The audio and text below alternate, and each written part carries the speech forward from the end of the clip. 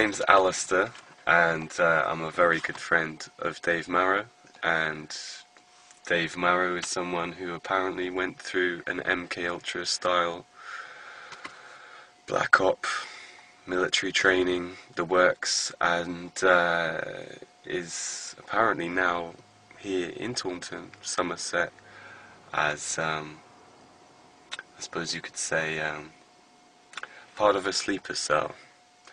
But what worries us is, whilst we think the project may have been done and done with, there's always the possibility that he might, they might just have him on the side, waiting for another opportune time in the future, who knows.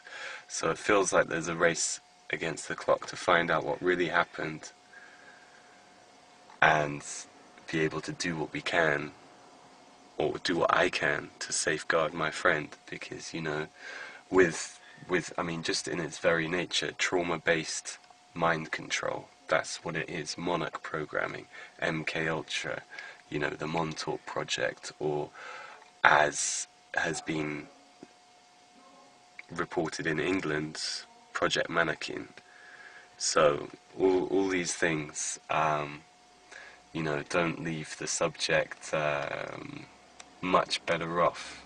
Let's say, he has a lot of pain and, post-traumatic stress, memories of highly traumatic situations. So, well, let's go to the base. You can, and the original concept of the Manchurian candidate, sending an agent out and they have an ulterior motive, an alternative agenda, mission that's buried in their subconscious, and they're not even aware. They think they're doing something very mundane. They famously tried it with a lady called Candy Jones. Oh, Candy Jones? You know Candy Jones? No, she was like a pin-up girl in the 50s. Oh, right, yeah. And they sent her off on a flight, and she went and had a cup of tea with the guy at the other end, and, gave him a bunch of flowers or whatever, and then came home. And on her return, the CIA interrogated her and said, "What did you do?" And she said, "I just went and had a cup of tea with this guy." But what she wasn't aware of was that she'd been given a long secret message under hypnosis. She'd got on this flight, gone over there, had a cup of tea with this guy, who happened to be a CIA operative at the other end waiting for her. He puts her under the trance again, using hypnosis, gets the information, the secret message, and then wakes her up out of the trance afterwards, So she leaves just thinking they've had a cup of tea, when she's not even aware of the fact that of the message she's had in her head, because hypnosis is that powerful, And then they realized, hang on, this will safeguard our operatives against, if they get captured, it'll protect them against, not protect them, but protect the information. Yeah. Because even under interrogation, you can physically torture someone and they won't have the information to hand because it's buried using hypnosis. So they thought, ideal.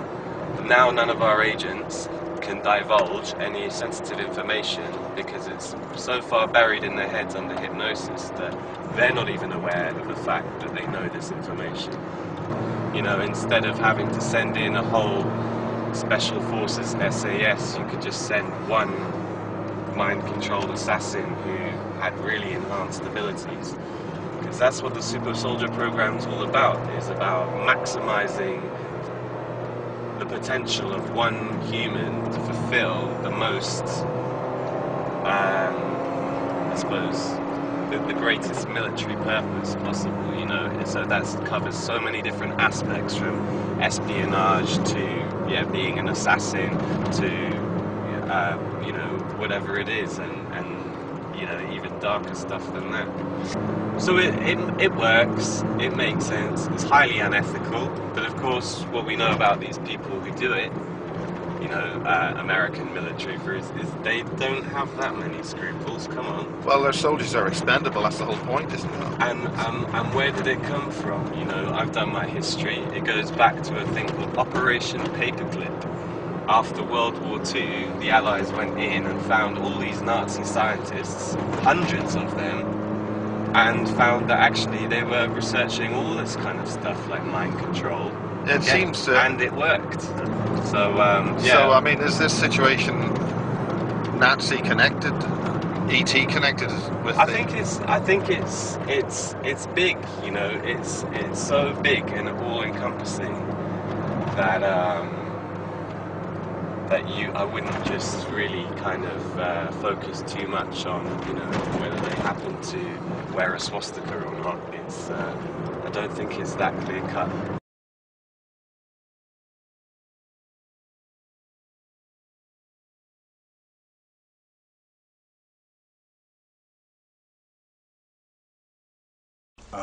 My name's David Marrow.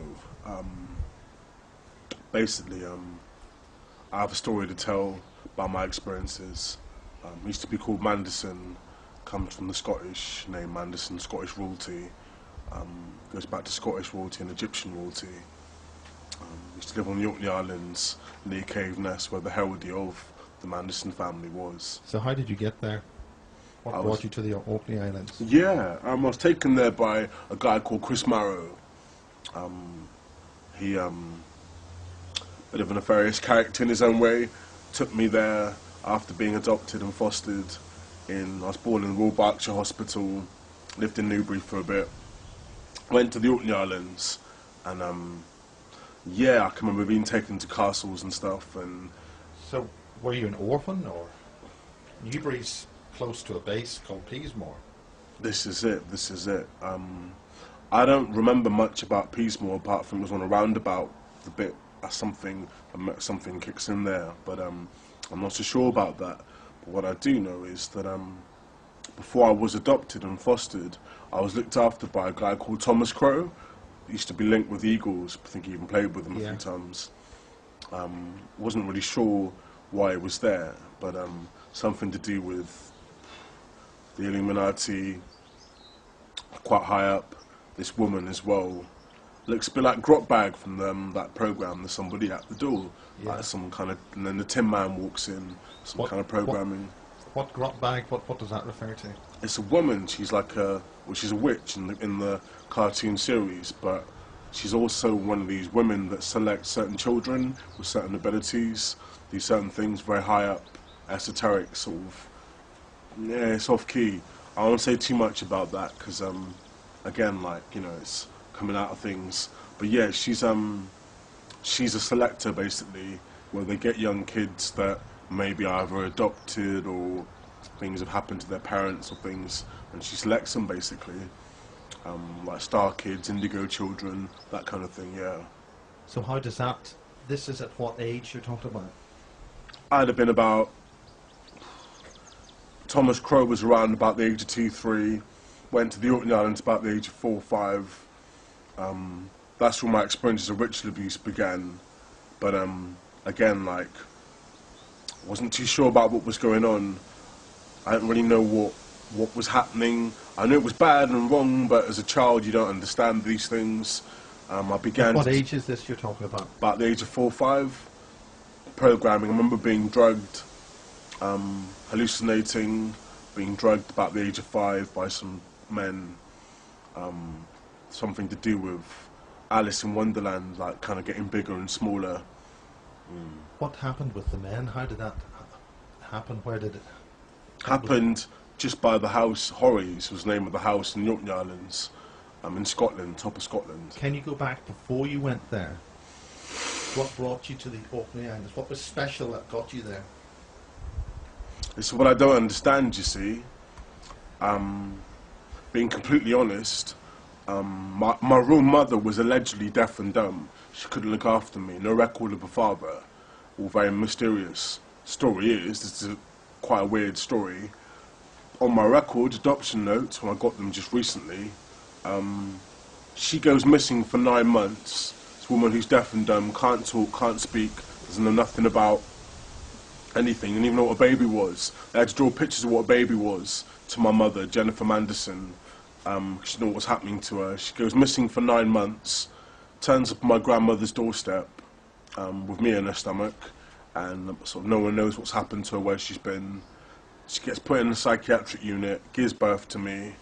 in a hospital, Royal Berkshire Hospital, and doesn't hold me or anything, just gives birth, and she's taken away, I'm taken away, and yeah, and I can't even remember what she looks like. Well, obviously a baby wouldn't, but yeah, I'd done nothing, didn't really kind of, no connection there, but that was when, after I'd kind of gone to a year and a half, sort of flashbacks, and then about 2 years, this guy called Thomas Crow comes on the scene, some guy with huskies from Canada, some kind of weird connection, but yeah, I'm not sure. You see, this is because yeah, the huskies from Canada. Okay, you're bringing that in. yeah. It's almost like it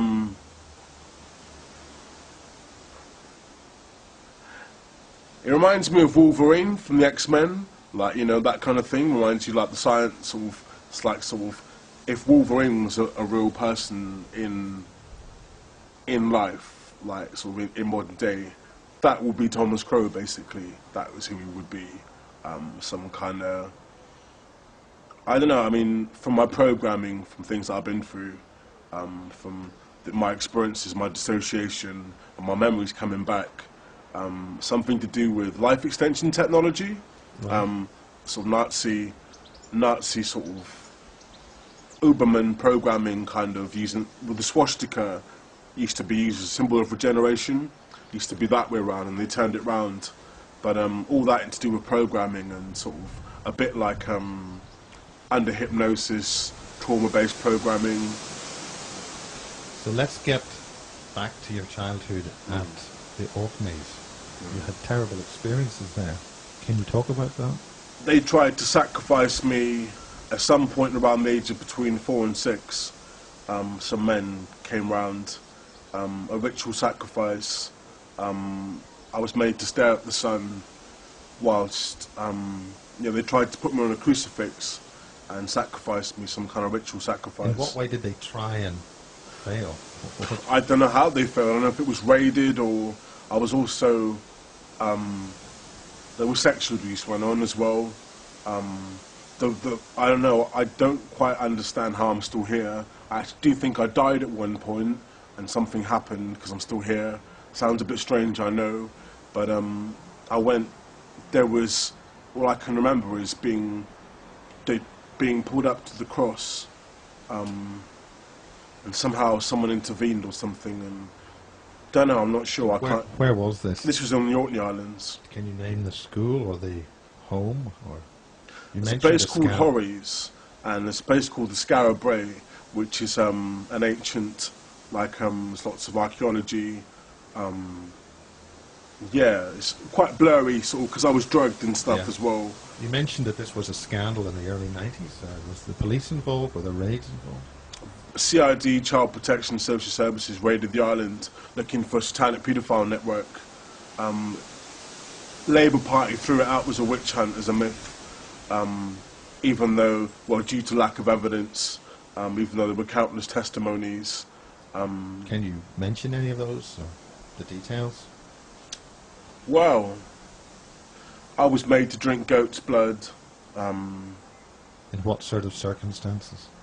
Well, on one particular occasion, yeah, my father took a cup and a knife out into the garden, and This is your adopted father? my adopted father, yeah, he took a knife and a cup out into the garden and called me out with a smile on his face, quite a weird smile on his face. Wasn't too impressed by it.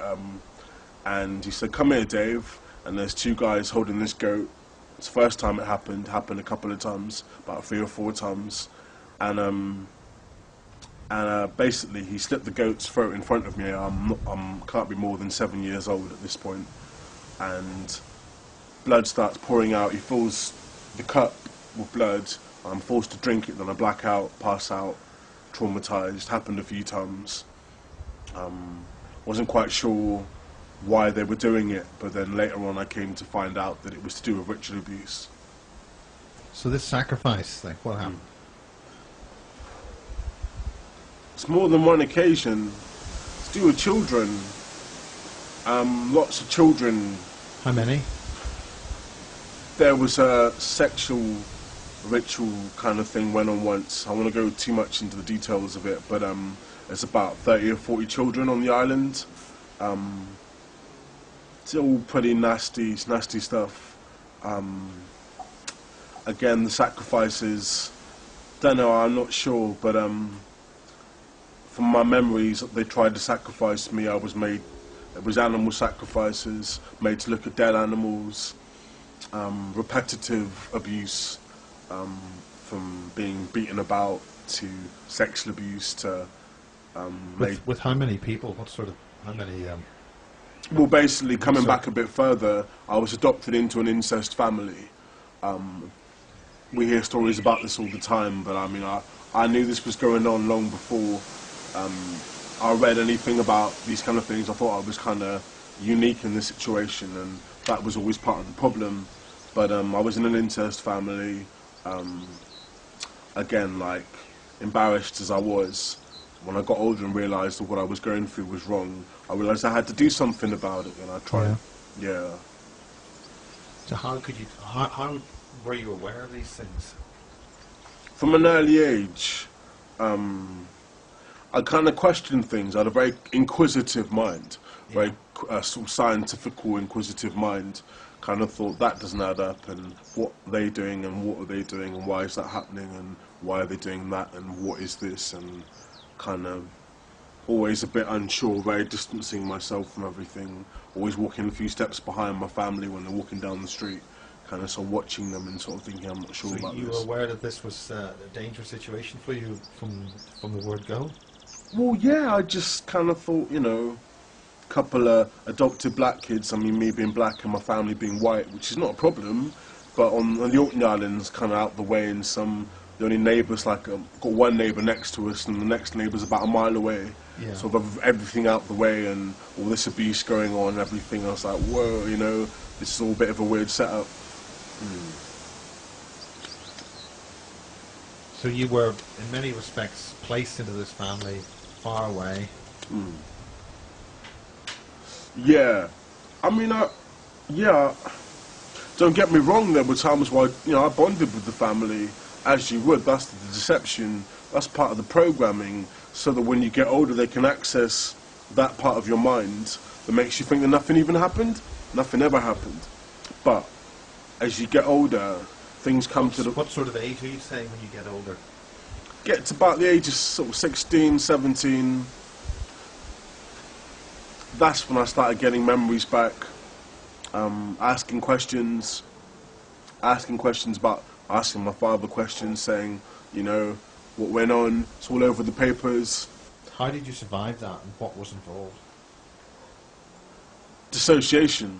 Yeah. Dissociative identity disorder. Notice, like, I look down, like a visor comes down. Basically, somehow I managed to develop an ability when I was either being abused or beaten about or made to do something where I just, like, part of me just broke off, or I'd stare at a picture on the wall or a pattern or a brick or something, and that would be my focus, and I'd just kind of take a picture, and that would basically be what I would do when something bad was happening. Because it happened so frequently, I developed a coping mechanism, and that's how I survived, dissociated, and yeah, just that was my coping mechanism.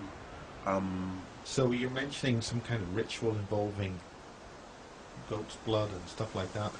Can you talk more about that? What was that for? Do you know what it was for? What was it about? There was a lot of occult stuff going on in the family, a lot of magic. I think a lot of it was to kind of make me superstitious, get me into mysticism, believing in fantasy, non-reality, kind of Alice in Wonderland, voodoo, witchcraft, kind of Harry Potter kind of nonsense, that are rubbish, brought up or raised on nonsense. And what do you mean by nonsense? Well, just like, I'm not saying it's nonsense, I'm saying it's like, it wasn't... You see a film, yeah? It's fiction, and you have reality, and that's like, you know, bread, butter, water, basic stuff. Yeah. And my dad and family kind of brought me up on stuff that, as much as I was dissociating already, it's just filling my mind with, you know, may as well be up there, you know, anywhere. Yeah. Kind of. I can even remember amazing like situations where I'm basically eating earth or licking potatoes, trying to ground myself, you know, just trying to cover my face in mud, just trying to keep 2 feet on the ground. Because one, I've been drugged. 2, my head's being pumped for all this stuff. 3, I'm being dissociating, and yeah, trying to keep 2 feet on the ground. A lot of my friends say, Dave, you're a bit of a space cadet. I was like, well, no, I'm not a space cadet, but that initial core foundations of reality was never there. It was there for the first few years of my life, but it got So are you taken dealing away. with, when you said space cadet, I mean, are you dealing with ETs, greys, aliens, any of that come into things at all? Later on, I lived in Bristol for a while. Later on, that all started. First experiences. Lived in Bristol, my first abduction experience. I'm living in a house in Bristol in Southville with a guy called Marcus. And What age were you not then? 21, 20, about 20. That's when I first started remembering, that's when the first experience happened. I'm basically in this house in Southville, guy called Marcus, age 20. I goes to bed one night after meeting someone. He said I was going to be taken, and he claimed to be an extraterrestrial. Yeah, that's all coming back now. Yeah, claimed to be an extraterrestrial guy. So how does a human being appear to be an extraterrestrial? He said that he's from the planet Sirius, B or Sirius, something like that. Claimed to be from another planet, and I didn't believe him. I thought, nah, you know, you're a human being. His face looked a bit funny, like kind of lopsided. Strange thing is, I'm working at Pizza Hut in Bristol. I just want to tell this bit; it's important. Working in Bristol in Pizza Hut, and this guy walks in with a bottle of wine, bit drunk. Thought, yeah, this guy looks a bit crazy, you know, a bit off the rails, and I get him to sit down and drink some coffee and take his order. He says, think of 3 questions, and I give you 3 answers. And I come back, and 2 of the questions he wouldn't know the answer to, and he answers all 3 questions, straight like that.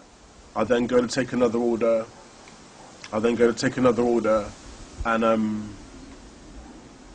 he says, I get the order wrong, so I have to get the supervisor to swipe the card.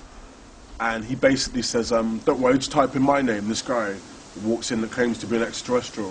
Strange enough, I type in his name, Russell, access all areas, can do whatever I want with the computer. I was like, okay, it's a bit freaky. He then says, you don't believe me, I'm an extraterrestrial, not a lot I can't do. And he says, he pulls out 3 CDs out of his bag and says, pick any pub in Bristol, we walk in, from the minute we walk through the door, the first track from each of these CDs, from the 80s, these CDs, will start playing. So I meet him after work, I choose the pub, I walk in, bang, all 3 tracks start playing. Get a bit freaked out. Says you're going to be taken. So there's a war between the negative and positive extraterrestrials. And he says, Did he detail who's negative and who's positive? Talked about greys.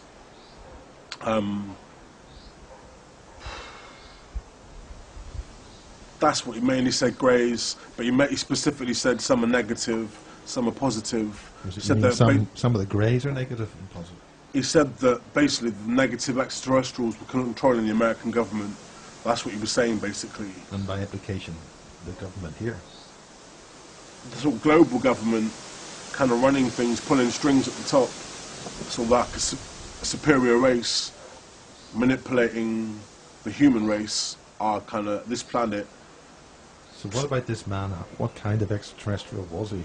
Did he say? Or was he, I didn't believe him. I didn't honestly believe him. I thought he was talking rubbish. But strangely enough, about 2 weeks later, I move house, lose my job, because I went a bit, not crazy, but I kind of thought, well, you know, this is all a bit spinny. Some guys just show me a load of stuff that I ain't even seen David Blaine or no one like that do. Seen nothing like that.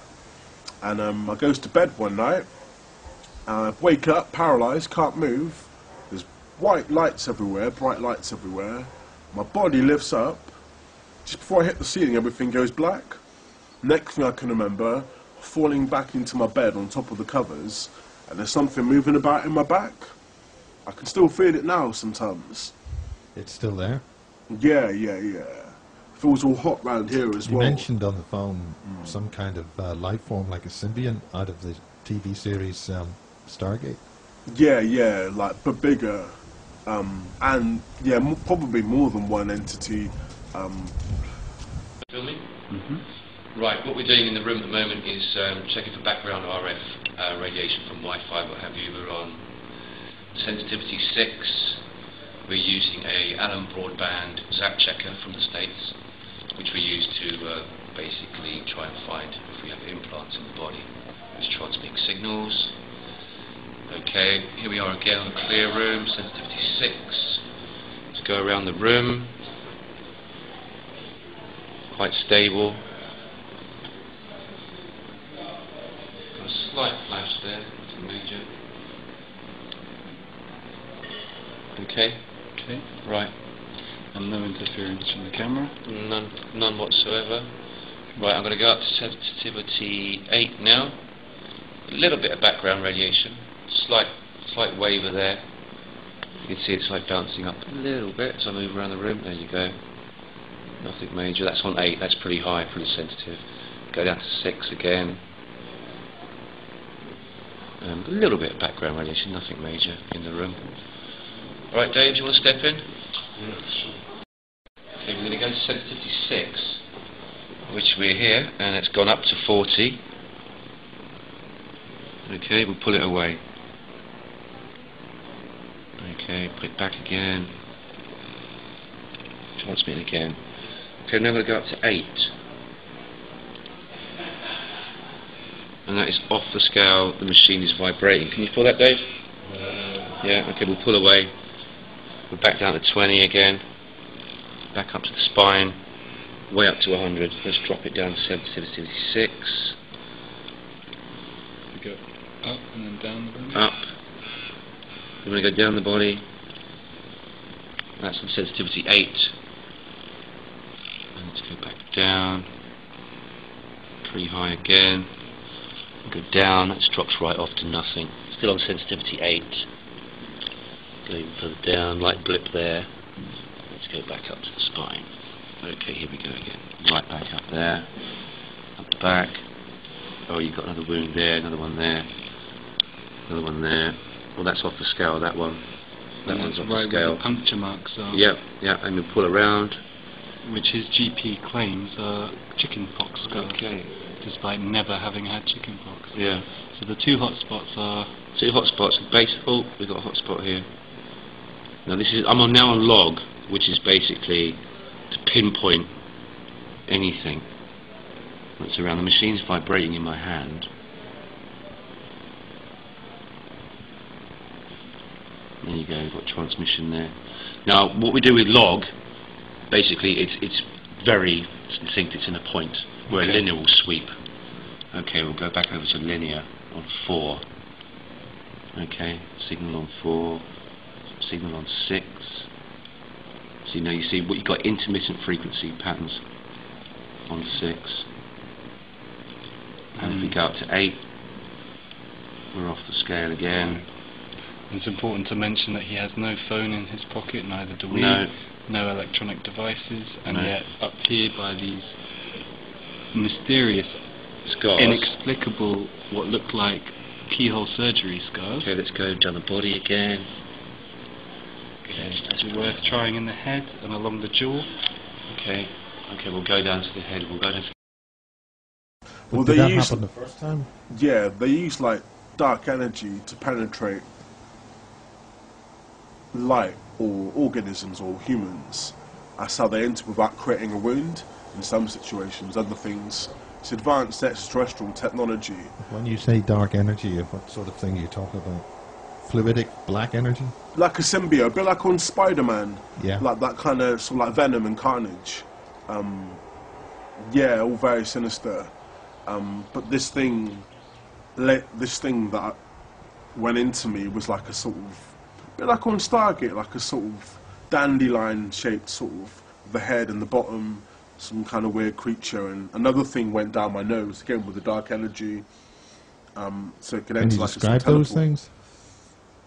centipede, reptilian kind of sort of snake-like. Snake-like.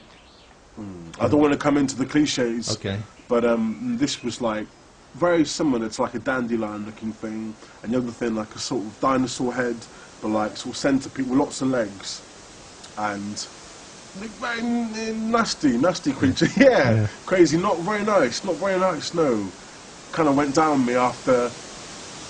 Yeah. So these are in the etheric. They're not physically a physical thing. They're like an energy form. It didn't look like it. It looked like they were sort of there. Under what circumstances was this happening? Were you abducted in a spacecraft or at home? The first time I thought, yeah, I've been taken by extraterrestrials. That was the cliche thought that came into my mind. So what made you think that?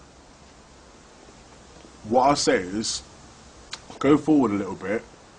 I got examined by a doctor, and I've been treated for amnesia just before. And he said, have you ever been in a car crash or had an accident, Dave, or damaged your back in any way? I was like, well, no, not that I recall. And he said, well, you've suffered a massive trauma to your back and body and your spine. I was like, well, I don't remember anything. I was like, well, you have amnesia, David. I was like, well, okay. Take off my shirt, examines me, says, yeah, you've suffered a trauma, you can't walk properly, you're limping, your back's out of place. I goes upstairs with a shaver, this is the interesting part, with a shaver to take a shave, my beard and all that. Turn on the shaving light, turn around, look at my back, and there's 3 perfect circular scar marks. One there, like sort of mid-back, and one to the like other side. What do you mean one there? On each shoulder? Just like, kind of, imagine like, that's my back here, like one muscle there, spine in the middle, one there, and one there. The abduction, about the age of 20, the examination, about the age of 24, 25, the amnesia treatment started about the age of 25, but when I actually when I was shaving and looked at my back, started getting memories back of being in a military hospital. All these like military surgeons around, green canvas, like something like MASH almost, something like a sort of field hospital. Yeah, definitely. Now, yeah, this is it. This is it. Some kind of base or something, like these kind of set up hospitals. I don't know, man. Like, not the first time I remember being in a military hospital. I remember having something inserted into the base of my spine, metallic. Yeah, that is quite frightening. That's quite frightening, actually. At what point did you have this thing inserted? I mean, time's difficult, you know. I mean, you mentioned aliens. What were they like? Can you remember anything about what they were, or what?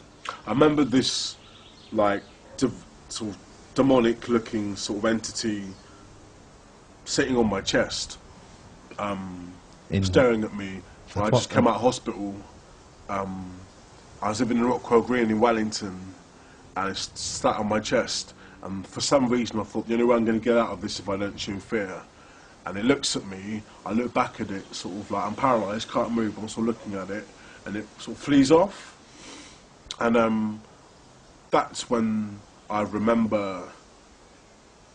About a week before I saw that entity in Rockwell Green, I must have been about 23, 22, and I remember seeing a bad scientist. What I mean by bad scientist, I didn't know he was a bad scientist then, but what led on to the events was why they put me under hypnosis. I remember being told to count to 10, you start to wake up. When did this happen?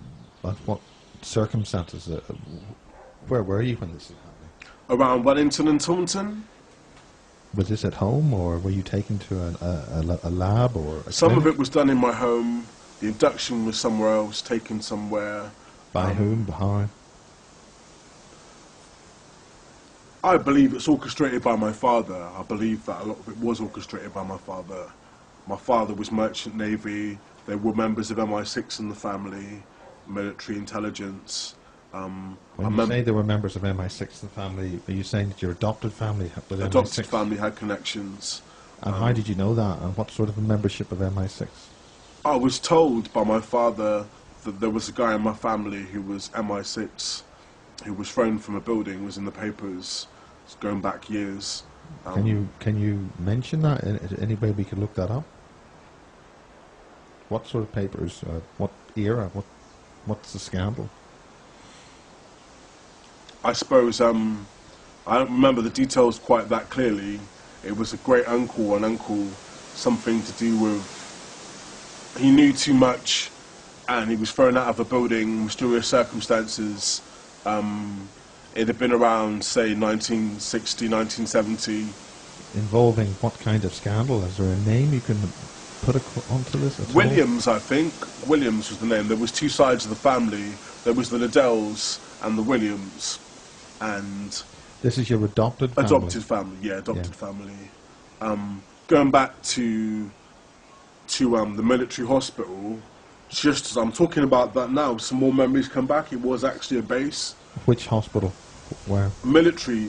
It's like they set it up, this hospital, like a sort of green canvas. And I was on my back, facing down through like a hole, like that, and they're operating on my back. Yeah. I remember doing missions. Yeah. Can you mention the base you're at? Does it a number, any detail at all? What can I say? I mean, what sort of region of the country are we talking about? I don't even know if it was in this country. I don't even know. I even know that far. So do you remember travel to and from there? I just remember being taken bits like black. Bearing in mind, a lot of it was done under hypnosis, where told to count to 10, people clicking their fingers, while I developed complex post-traumatic stress from people clicking their fingers and putting me into trance, people calling out post-traumatic suggestions, always being put into a trance. Still now, it's happening now. And when you say it's happening now, has it happened this not week? right this moment, yeah. But like always something, if a click goes off or someone says a certain word or 1 sugar or 2 sugars, that's a trigger. Yeah. Bad boy as well, that's a trigger, that's a suggestion. So I mean, if I was to say, would you be on mission now with this interview? What's made you come out with this information now? What's brought this? I guess like when it comes to children being used for this nonsense, which is what I call it, interfering with people's lives, designing on people's liberty, taking away people's human rights, interfering with people's development, growth, you know, it's wrong, man, it's wrong, it shouldn't happen, it's bad, there's no excuse for it, you know, it's quite simple. They've taken away my ability to, well, live in society in a sense where, I don't know, I just think it's wrong, man. I just think it's like someone should be allowed to grow and develop and live their life with a certain amount of influence and kind of help and whatever, but not in the way it happened to my life. Sorry, I'm experiencing something. I'm experiencing some kind of attack. Sorry. You think we've got company? Don't know.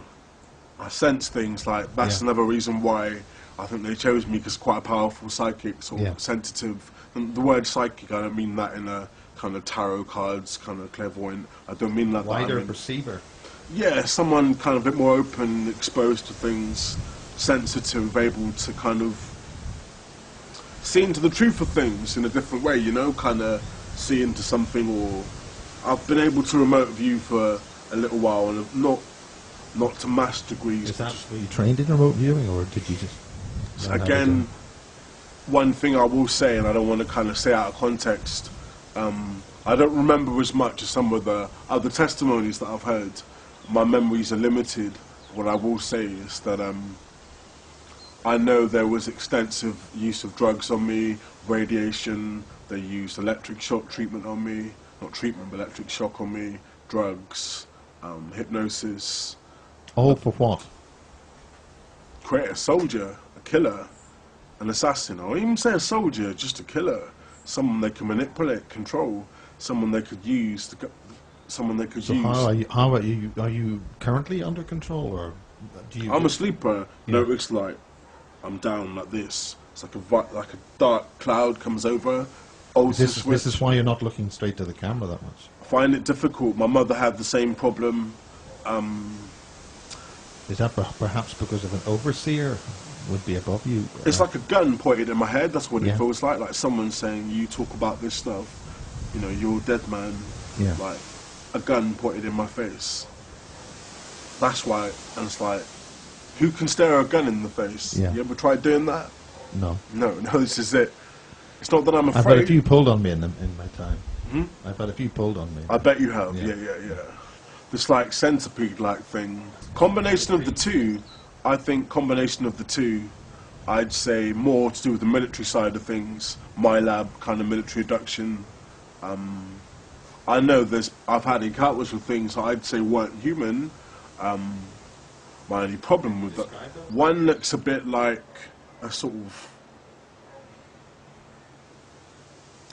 hordeling thing. One thing was like a sort of horns and like sat on my chest, right here on my chest, like a hordeling sort of thing. No tail, not like a sort of devil, but kind of looking at me.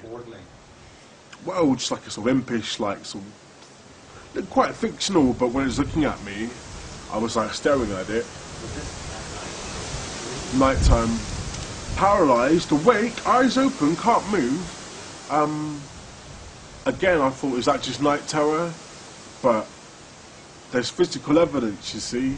Physical evidence on my body. Burn marks, scar marks, the list goes on, that I can't account for in any other way, apart from these experiences I've had at night or my abductions and stuff. So I'm sort of thinking, it's either, there's two ways of looking at it, either something like that was actually going on, which is more what my gut feeling tells me, or I was made to believe that and they were humans doing this. But I would say it's a combination of the two.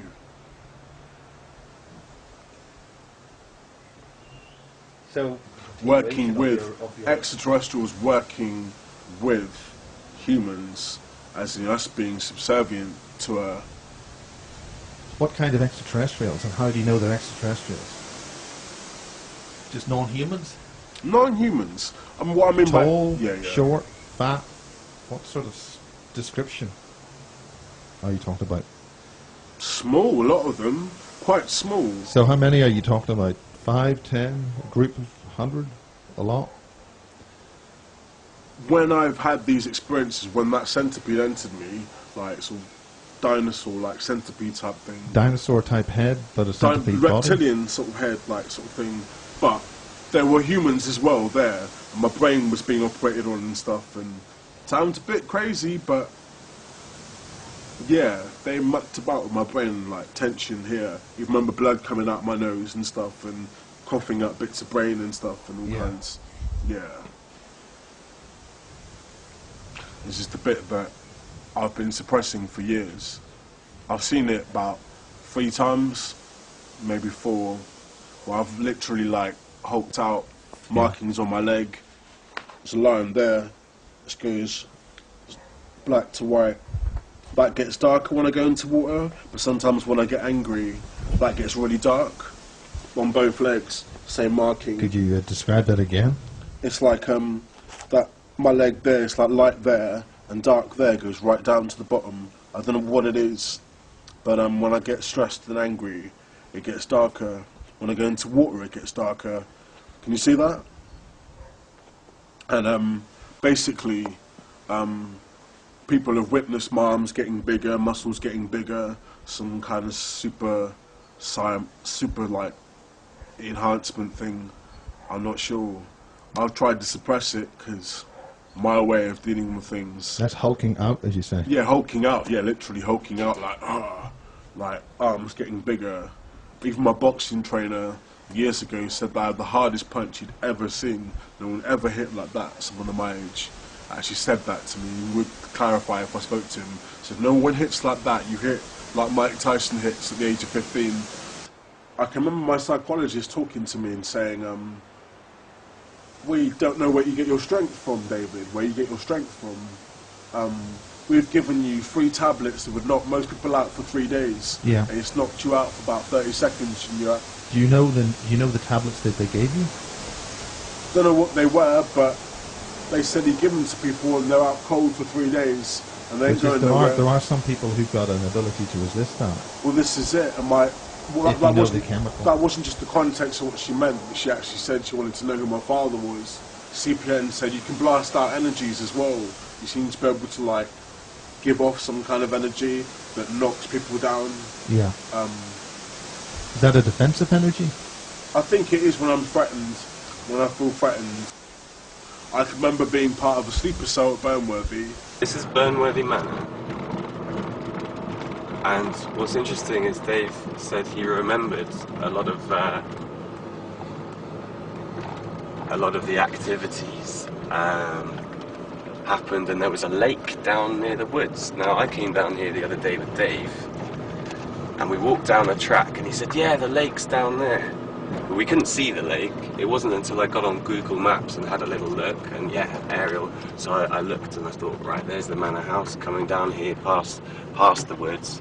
And then we descended down this track, and looking on Google Maps, sure enough, there is a lake in the woods. And where is this lake? So it's just down this track to the left. Yeah, he said something about a lake and some kind of...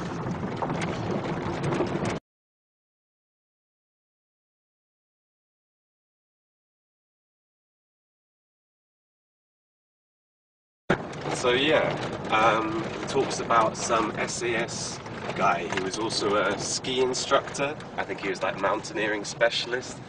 He said that this guy did a lot of the Black Ops training and was putting them through their paces in these woods here. But yeah, this is where it, and he remembers other things. He said that he remembers something quite traumatic happening, but someone actually died during one of these Black Ops training things in the lake. He thinks they drowned.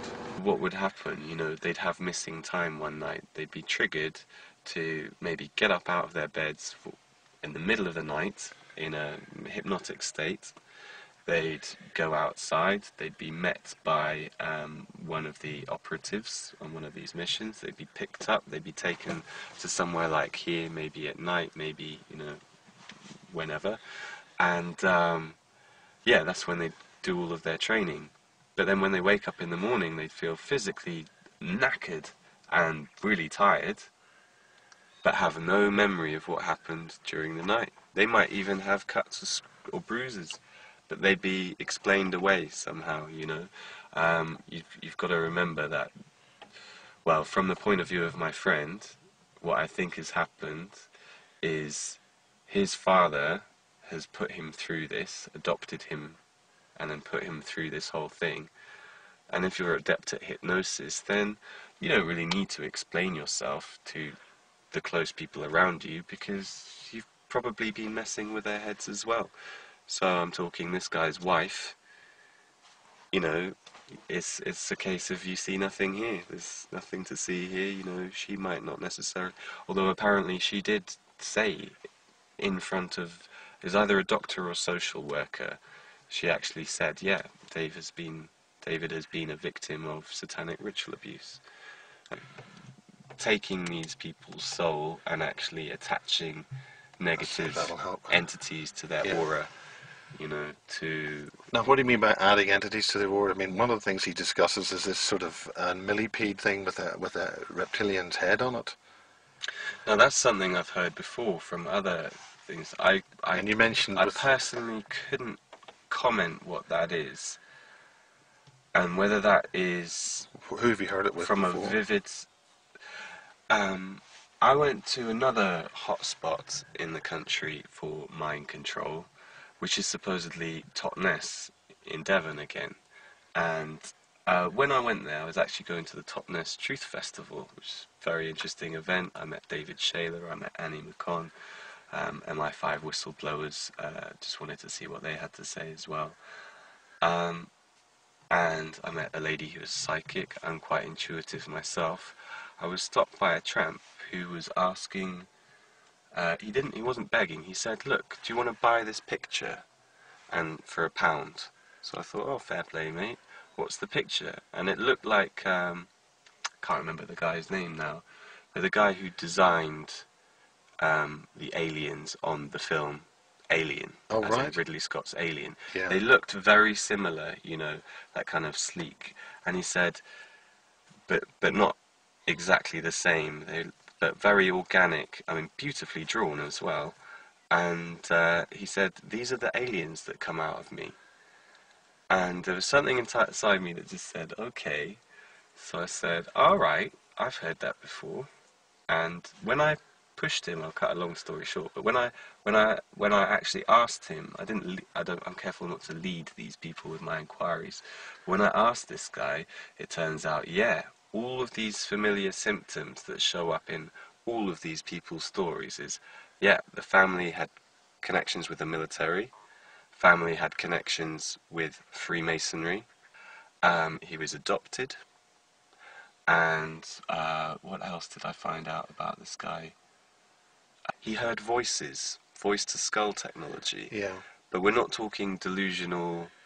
He's saying he recognizes people's voices, or, you know, like you can hear a German accent or something in the background. But Now, what this is, as far as I'm aware, Yeah. is this voice-to-skull technology, you know, using psychotronics, using various different means. You can actually have people have oral hallucinations. They hear sound in their own heads. There's a place called Burnworthy, just outside Wellington, near Cypher House. Yeah. Ex-MI6 code-breaking Cypher place. Yeah, interesting. What do you mean ex-MI6? Surely MI6 is never X. No, this, what I mean, they've knocked it down now. Well, MI6. It's been, it's been knocked down. You can still read about it on the internet. Burnworthy, Cypher House, Comstock. I've got some notes, yeah. So were you involved with deciphering things? I don't think so. I think that's just where they train me in, like, ninjutsu, martial arts. Have you been on missions? Can you talk about anything like that? I remember getting a memory back, waking up one night, massive memory floods back. I'm running, fall over, running, fall over. There's an explosion. I get up, and then fall over and black out. I think I'm being shot at, and I'm not sure exactly. I'm not sure. Is this in the day or the night? Daytime. Hot climate, wet climate, Quite warm, quite hot. desert? No, there's trees around and grass. What sort of trees? Fern trees, I think. Fern, something like that. Pine trees. Packed forest or sparse forest, open fields? I don't know. It could have had something to do with, for some reason, I remember the next memory after blacking out, I wake up by a MiG aircraft, I don't know what type, and then I go off in the MiG. What kind of shape was the aircraft? Old and clunky or No, it's flashy like and modern? yeah, a MiG F-18, F-16, something like that, interceptor. All I can remember was being a bit off my face as well, like drunk, almost feeling quite drunken. And don't want to sound bad or anything, but wherever was happening there, we were losing. In some way, yeah. I wasn't the only one there, and whatever was happening. You were part of a team, or there was someone else with me as a girl. what sort of girl? I don't Tall want to talk girl? about her because she wants to stay out of this. She can back up my story in many ways. Not mentioning any names, but are we talking blonde, brunette, tall? Blonde girl. I'm not mentioning her name. English, American? English, yeah. Again, she relates to royalty through her blood family. Has similar hulking out experiences. I hear her clicking in her head where she thinks she's got an implant. She was at Barronworthy. Blonde hair. She knows Thomas Crow as well. She was part of the same project. Some kind of to do with enlightenment, life extension technology, Yes. illumination, to do with the brain, kind of using 100% of the brain or more of the brain than normal, getting me to do that. Being in a white light room, everything's white light, bright, and something to do with being able to regenerate, being able to sort of heal bones, heal body. In what way do you regenerate? I've healed bones. I focus on healing, like a sort of healing And energy. what sort of speed of healing are you talking about? Something that doesn't... Seconds. Seconds. I have been, yeah. So what kind of a wound? Have you broken a leg and just... How have you done that? Have you put your hand over it, or you just thought about it, re-imaged it? Just focus on like love or positivity, like something. There might be a song like a DJ Shadow song or something, or a Uncle song or something, or a classical song, something that really you feel connection with. It's all about vibrations and harmonics. You connect with the song. You connect with it, and then literally, like your body just, well, yeah, you can kind of. So you could be in an injured state, or have you been in an injured state where you... I have been in an injured state and healed, but ever since this entity, not been able to get rid of it, trying to get rid of it. You've still got the entity with you? There is something I can feel here. Yeah, it's moving? Yeah, it is. And if I thought about it too much, I'd get frightened. I would get scared. Yeah. But I've chosen not to. How mobile is the entity? Sorry, what's that? How mobile is it? Does it move? Comes out my body sometimes and comes back in. In what way does it come out of the body? Looks like a sort of watery, like sort of this particular thing that I've seen. It could be etherical, but I've seen it, I feel it. It's like kind of... Has it got a lot of tentacles? Nah, it's more like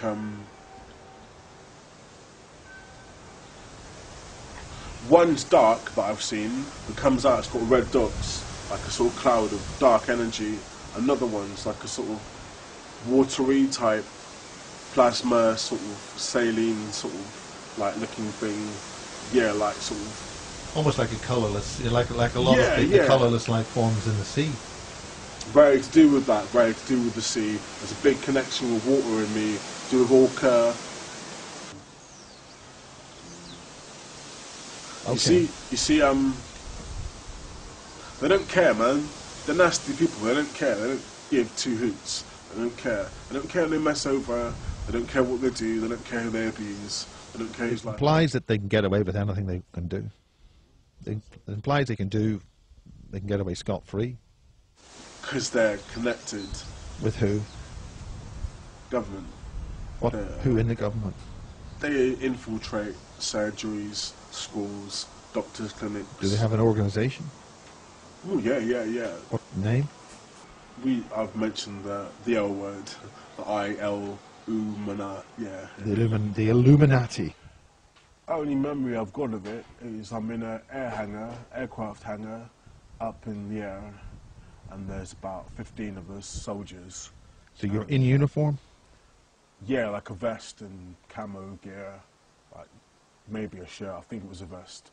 And basically, they haven't got parachutes, they say something like a trigger, and we just leap out, and I hulk out midair, hit the floor, and just go mental, absolutely hulk out, like, just go absolutely mental. What sort of height are you dropping from? Not that high, a few feet, a few hundred feet. You just run out of the back of a transport aircraft, like, a Hercules or something? Like a Hercules, yeah, just like a Hercules, yeah. It was a Hercules, yeah, but just like that, yeah. Jump out, there's a few of us like jumping out. For some reason we don't need parachutes. I don't know why we don't need parachutes, but sounds crazy, I know. But hulk out, and don't know, man. That was the mission. That's the other part of the mission. Which mission is this? The one I'm talking about, running and falling over. That was the beginning. I think it is anyway. Where I'm literally, I jump out, hangar. Hulk out sort of halfway down. There's trees, there's trees. Yeah, I was coming back now. There's trees, like pine trees or some kind of tree, and could have been in Canada, I'm not sure. But You mentioned Canada before. Yeah. could have been in Canada. Do you think that was for training? Could have been. They're probably trying out something. From talking to you, and from my notes and from my memories and writing things down and speaking to other people that were on this go, my theory is that they're still working on me. I've woken up with burn marks still, and like plasters where needles have been in my arm, and like woke up hulking out burn marks on my fingers, and like Is that from an electrical stimulus? Or? No, I think it. I'll say it. I'm not afraid. I may as well blow the whistle. There's a guy called Dr. Krause, a memory Dr. Krause, some kind of memory came back in the name Dr. Krause, some guy that deals with radiation. They've used radiation on me, right in my eyes, right in. And what base my is body. this? Where was this done?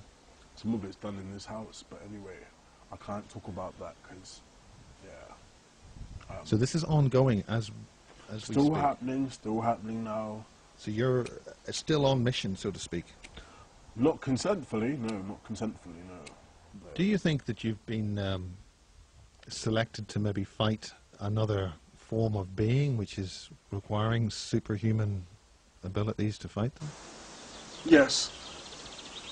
How do I feel about that? I don't know. Have you encountered any of those beings? Yes. When you mentioned in the fight that wasn't going well, was that here or somewhere else? Was it through a Stargate, for instance?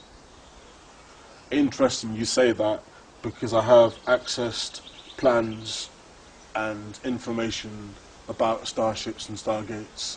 I know a lot of it's to do with mathematics. Also talks about that What do in you the book. mean stargates and spaceships? What do you mean you've been seeing plans for that? There was the pyramids in Egypt, temples off the coast of Japan, the Book of Enki, the Anunnaki. They, in mathematics, the pi symbol, the square root symbol, a lot of that is the basic constructions of advanced technology. Most people just think adding numbers and plus signs and minuses, but a lot of that, like the pi sign, Pythagoras, a lot of that Pyra, Hydra, a lot of that symbolism is very, very advanced. The Egyptians were very advanced, the Greeks were very advanced, and a lot of that we're seeing now in programmees having this knowledge. What do you mean advanced in what? Mathematics that's taught in schools The is language? very, Three-dimensional, hyperdimensional symbology? yes, definitely, yes.